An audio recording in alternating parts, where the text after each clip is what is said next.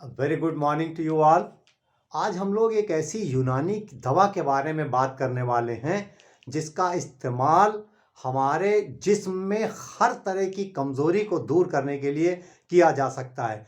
चाहे वो शारीरिक कमज़ोरी हो, चाहे दिमाग हमारा कमज़ोर हो रहा हो, नसें हमारी कमज़ोर हों या सेक्सुअल वीकनेस हो, इन सब में इसका इस्तेमाल होता है। यूनानी की एक बहुत ज़बरदस्त मल्टीविटामिन के तरह काम करती है ये दवा, और इस दवा का नाम है अर्क माउल लहम। अर्क माउल लहम। अर्क के बारे में हम लोग कई बार बात कर चुके हैं अपने इस चैनल पर। मैंने आपको बताया था कि आम तौर पर जो जड़ी बूटियां हैं उनका अर्क निकाला जाता है, डिस्टिलेट उनका तैयार किया जाता है। तो जिन दवाओं का अर्क निकालना होता है, एक जनरल उसूल ये है कि जितनी दवा होती है उसका 16 गुना पानी लेते हैं, रात भर उसको भिगो देते हैं और सुबह फिर बॉयलिंग अपरेटस में उसको बॉयल करते हैं, और बॉयल करने के बाद जो उसकी भाप उठती है उसको ठंडा कर लेते हैं और वो डिस्टिलेट या अर्क तैयार होता है, जितना पानी लेते हैं उसका आधा।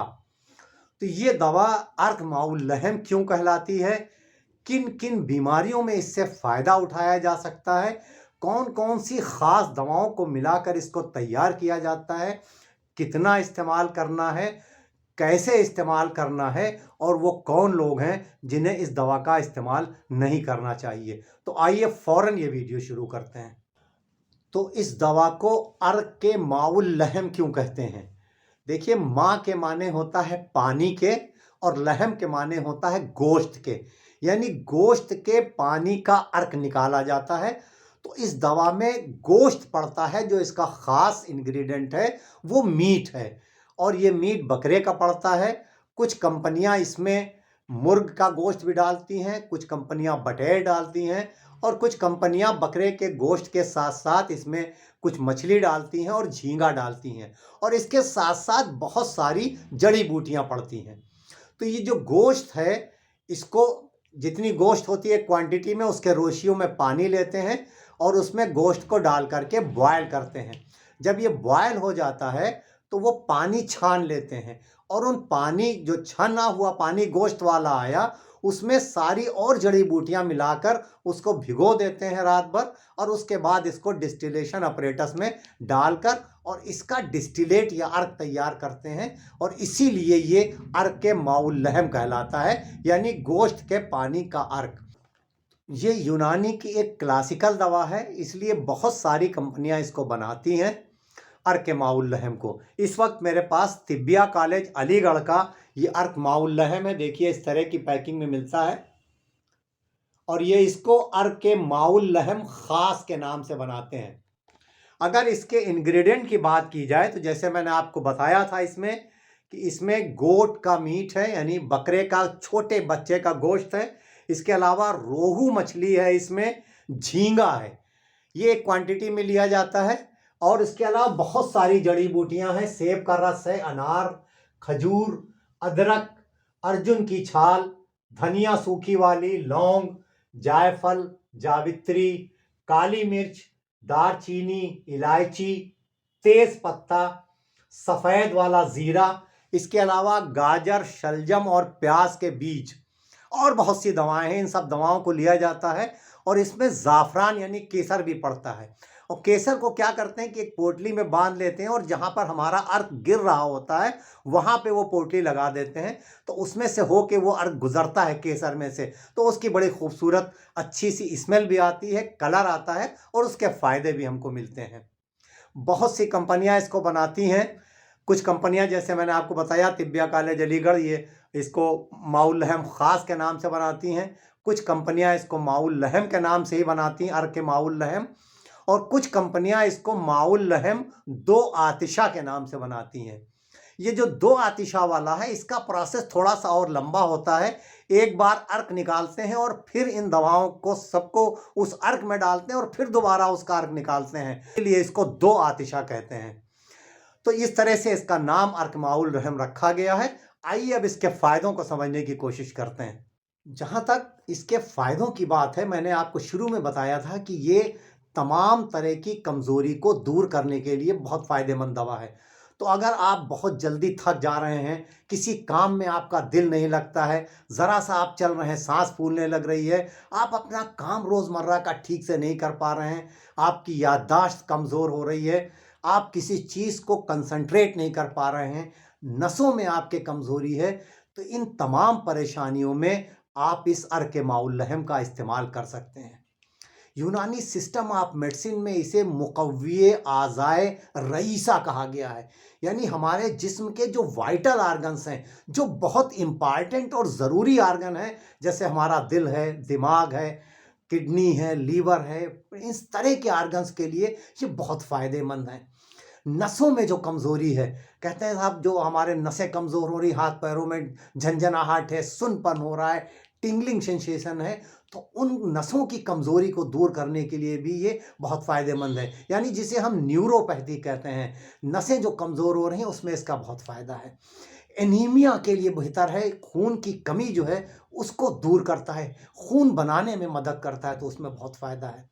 डायबिटीज़ वाले लोग इस्तेमाल कर सकते हैं जनरल टॉनिक के तौर पर, तो डायबिटिक न्यूरोपैथी से हम लोग बच सकते हैं। जहाँ जहाँ नसों का इन्वॉल्वमेंट है, जैसे आप शियाटिका वाले मरीज़ हैं या सर्वाइकल स्पॉन्डिलाइटिस वाले मरीज़ हैं, वो अपनी दवाओं के साथ इसको एक से मल्टीविटामिन इस्तेमाल कर सकते हैं, तो उन नसों को मजबूत करता है, तो उसमें भी बहुत उनको फ़ायदा पहुँचता है। जो लोग लंबे वक्त से बीमार हैं, किसी बड़ी बीमारी में थे, जैसे मान लीजिए कोई टाइफाइड से अभी उठा है, तो उसके बाद की जो कमज़ोरी है उसके लिए बहुत बेहतर है। डेंगू या चिकनगुनिया से अगर कोई परेशान था, अब वो ठीक हुआ है और उसको बहुत कमज़ोरी लग रही है, तो उसके लिए बहुत अच्छा है। लीवर को बेहतर करता है, हाजमे को दुरुस्त करता है, तो तमाम तरह के सिस्टम के लिए बहुत फ़ायदेमंद है इस मल्टीविटामिन का इस्तेमाल, जो यूनानी की एक बहुत ही ख़ास दवा है, जिसे हम लोग अर्क माउल लहम के नाम से जानते हैं। इसके अलावा इसे मुकव्विए बाह भी कहा गया है, यानी ये आपकी सेक्सुअल पावर को बढ़ाने में मदद करता है। तो ख़ास तौर पर मेल्स के लिए इसका फ़ायदा है, फीमेल्स भी इस्तेमाल कर सकती हैं, उनकी भी जो सेक्सुअल परफॉर्मेंस है उसको बेहतर करता है। और जिनकी एज एक एज के बाद जो पुरुषों में कमज़ोरी आती है, उस कमज़ोरी को दूर करने के लिए इस दवा का इस्तेमाल काफ़ी बेहतर है। कितना इस्तेमाल करना है और कैसे इस्तेमाल करना है और किसको इस्तेमाल करना है। देखिए, ख़ास तौर पर ये दवा जो बड़ी उम्र वाले पुरुष और स्त्री हैं, 40-45 साल या उससे ज़्यादा वाले लोग हैं, उनके लिए ये ज़्यादा फ़ायदेमंद है। इस्तेमाल कम उम्र वाले भी यानी 40 से नीचे वाले भी कर सकते हैं, लेकिन जो बड़ी उम्र वाले हैं, मेल और फीमेल दोनों के लिए बहुत फ़ायदेमंद है। तो इस दवा को आप, अगर आपकी उम्र 40-45 साल से ज़्यादा है, तो 4 से 5 चाय वाले चम्मच सुबह नाश्ते से 1 घंटा पहले और शाम को आपको खाने से 1 घंटा पहले 2 वक्त आप इस्तेमाल कर सकते हैं। अगर आपकी एज 40 साल से कम है, तो आप इसको थोड़े कम क्वांटिटी में 2 टीस्पून से 3 टीस्पून यानी 2 या 3 चाय वाले चम्मच 2 बार इस्तेमाल कर सकते हैं। जो ज़्यादा छोटे बच्चे हैं उनको इस्तेमाल नहीं करना है।